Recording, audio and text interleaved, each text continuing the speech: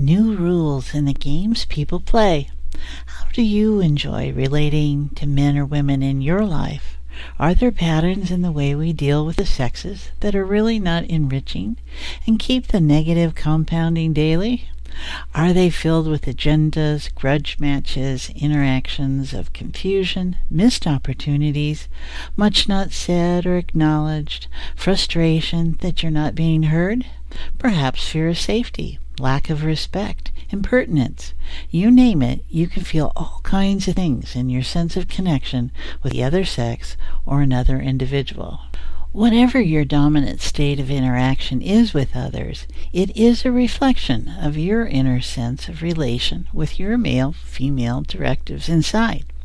We tend to maintain bias in our language. Here, we refer to each other as the opposite sex, and that might be part of the problem. What if they are not referred to as in distance from one another, but side by side? We need a different word. The abreast sex, or the alongside sex, doesn't really have the same ring to it, does it? And maybe we could use the term female-male instead of male-female. It registers energetically differently. Men and women are not the same, but they go together, like pieces of a jigsaw puzzle that are different, and then they fit together, interlocking, or perhaps like a lock and key. They go together. In both cases, their differences work together to create and complete connection and unity. One is not better than the other, but the strength is present in the uniting. Our powers are equal, though we may think them not when we think in terms of strong and weak, etc. Yes, one may be physically stronger with testosterone, but can you really say a woman in childbirth is not as strong with her estrogen pumping? They are just differences in demonstration of what is possible. We are talking apples and oranges, both fruit, not one better than the other.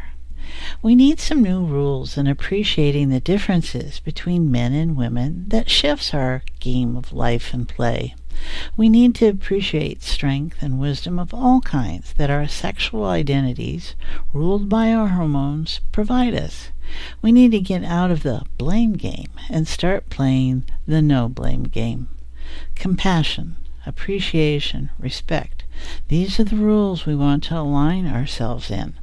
We need to let go of the past and start in this moment to change how we relate.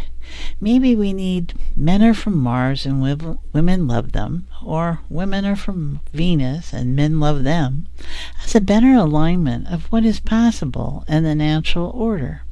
Unity, oneness, is the natural state of being. There is only the one in being for each of us and collectively. How to get rid of the state of victim abuser, which is the blame game?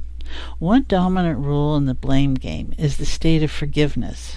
Forgiveness is the quality that someone else has done us wrong. They have hurt us. There is an imbalance that creates a need for justice, fairness.